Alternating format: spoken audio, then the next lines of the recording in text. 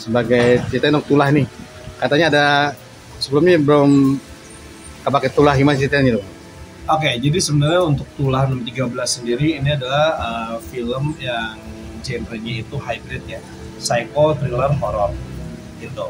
Nah, emang awalnya desainnya ketika kita buat film, mungkin karena gue masih anak muda juga, jadi gue pengen punya judul film tuh yang keren aja gitu, 613. Jadi judul awalnya itu tuh sebenarnya 613 gitu.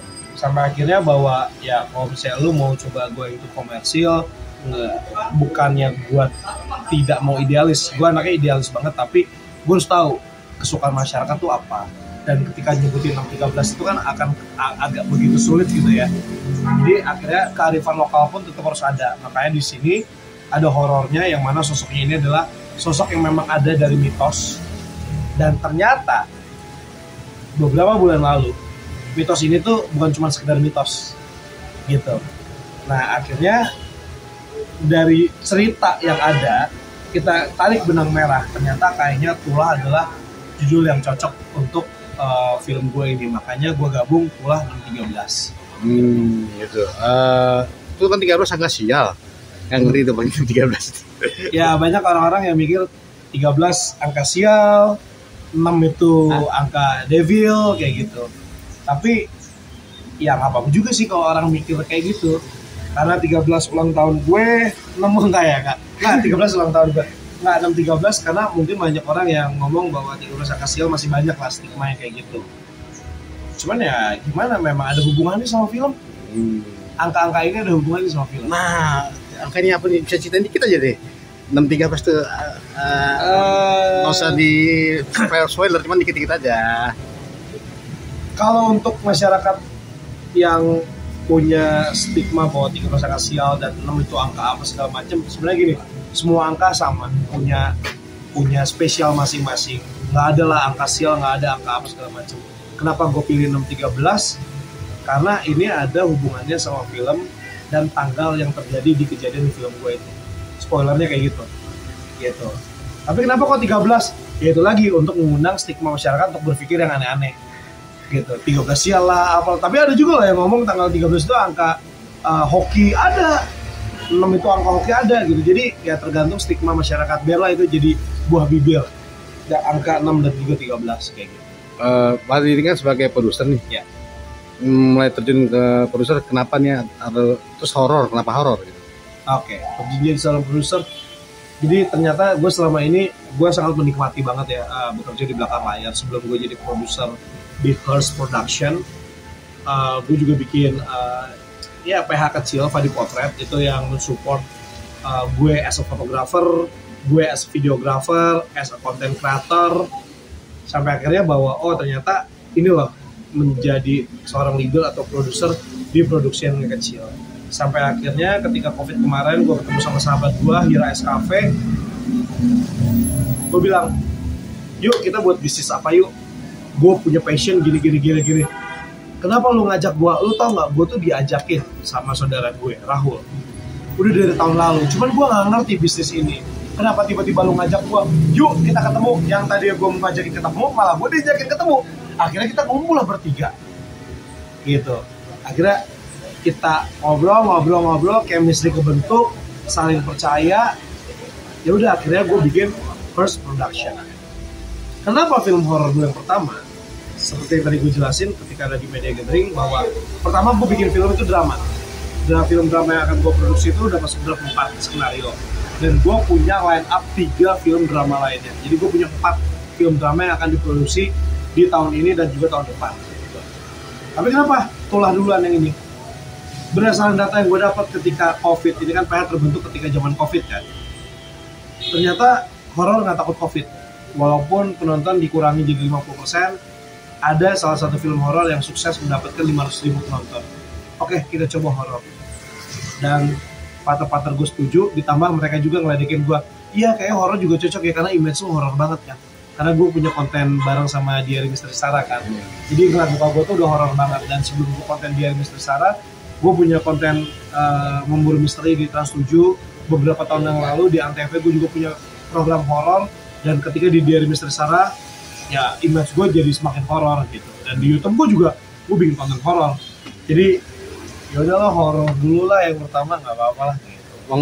Bang Padi, ini kan horor pasti ada cerita mistis, bisa ceritain lagi nggak? Mungkin ada kejadian apa nih yang Oke, kalau kejadian tadi sebenarnya yang ngalamin kejadian banyak itu tiap orang ada beberapa ya. Salah satunya Indra Pacik. Indra Pacik itu ada satu scene cerita lagi ulang tahun. Di scene itu, nah orang artnya itu, art director dan bersama dengan timnya itu lagi bikin balon-balon. Roll kamera action. Udah, preview. Pas preview, Indra Pacik ngeliat kan sama director. Bentar deh, itu apa ya?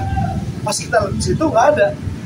Jadi set balon-balon di sini ada kepala, kayak kepala ngegantung bareng-bareng sama balon itu.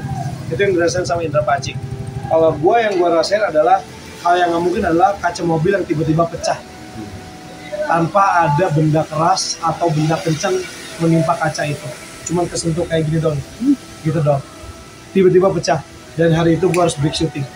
Padahal hari itu scene-nya memang cuma di dalam mobil dan semua kamera mobil. Jadi lumayan boncos gue di hari itu. sempat panik berarti ya?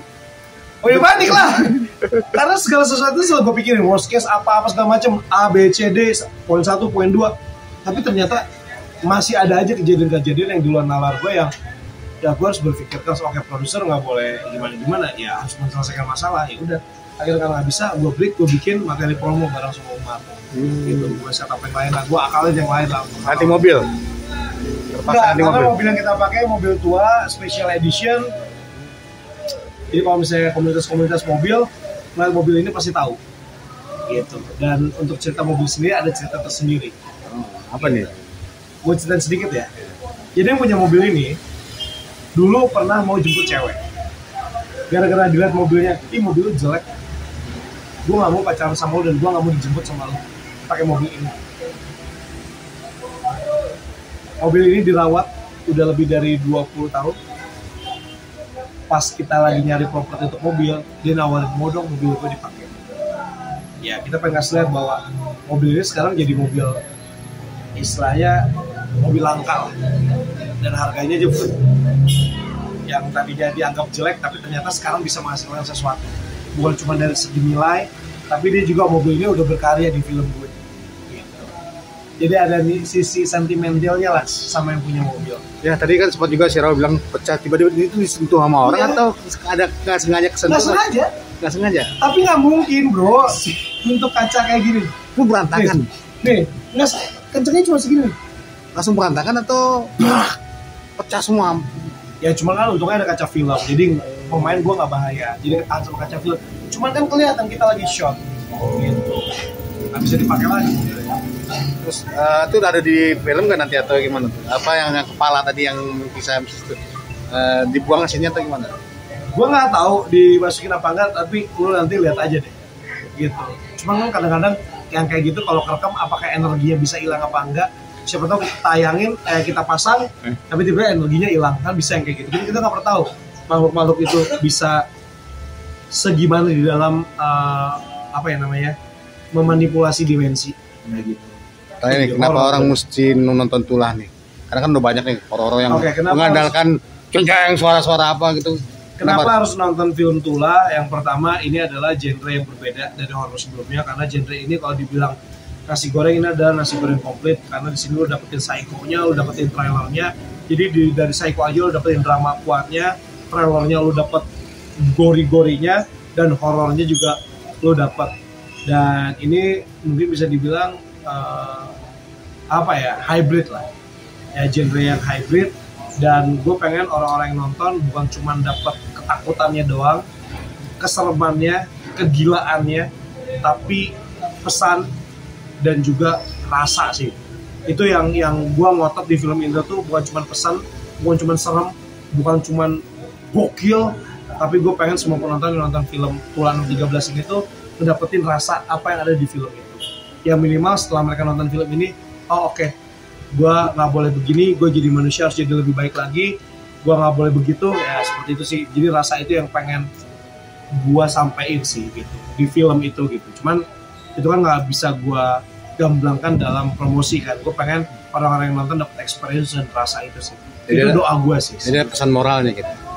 Ya pesan moral pasti, tapi rasa juga ada gitu. Gue bedain karena harus ngerasain sih itu sih. Nah, itu rasa misteri gitu ya. Rasa dari hati dan rasa misterinya juga ada lagi yang berbeda gitu. Oke, thank you, Pan. Siap.